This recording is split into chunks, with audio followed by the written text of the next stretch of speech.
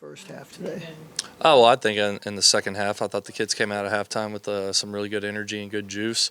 And all it took was that one play for us to really, really get in a rhythm and get some confidence going moving forward. You know, you look in the first half, I thought we started off doing some really good things. Kind of hit a lull there in the second quarter for an assortment of different reasons. Could be execution, could be a play call, could just be assortment of different reasons in that second quarter. But whenever you talk about the second half, the kids just came out with great energy and were flying around and making plays. Ben, the 4th and 2, I think it was the second quarter, you guys went under center, had some different personnel in there. What went wrong on that play? What were you guys trying to get to on that play? Yeah, I mean, that's just a high-low into the boundary that, it's a pretty good short yardage play, not just against them, but against a lot of different people. I'd really have to go back and check out the film and dissect exactly why it didn't work. But we liked it all week. We liked it from film study, and right there they just made a good play. Ben, it seemed like John was much more comfortable throwing the ball down the field today, but obviously missed on a couple of throws. How do you think he played today?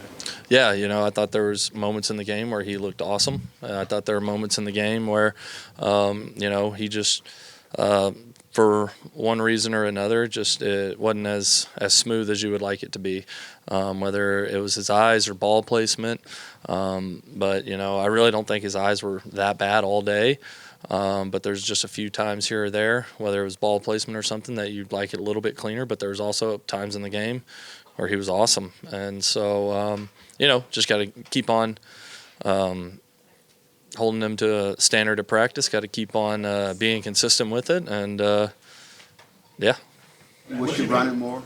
Say that again? Was you running more? You only had like 9 rushes in the first half, and the second half, 19. And I said you got your offense.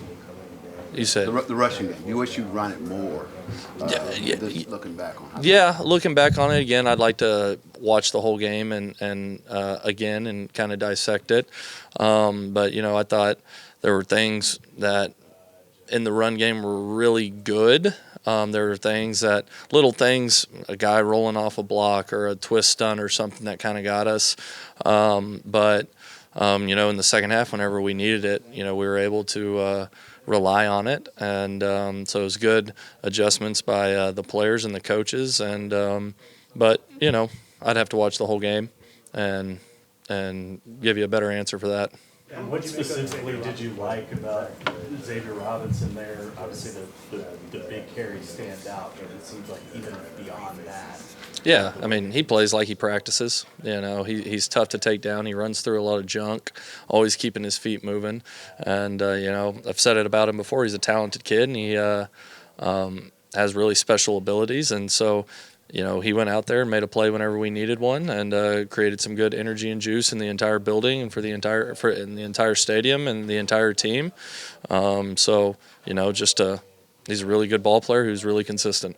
Ben, last drive, end of the half, you guys go 3 and out in 46 seconds, and then you start the second half with the ball, and your drive is only like a minute and 11 seconds. Yep. And that's also 3 and out. Yeah. Are you just trying to make adjustments there? Obviously, it hits the momentum. How can you avoid that in the future? Yeah, you got to come out. You got to be ready to go out of halftime. That's one of our goals, is starting fast in the first half and the second half. And we didn't do that today. Whether it was a decision-making thing or a play call thing, we didn't get it going. But we got to continue to emphasize starting fast, executing, doing your job, and that's everybody.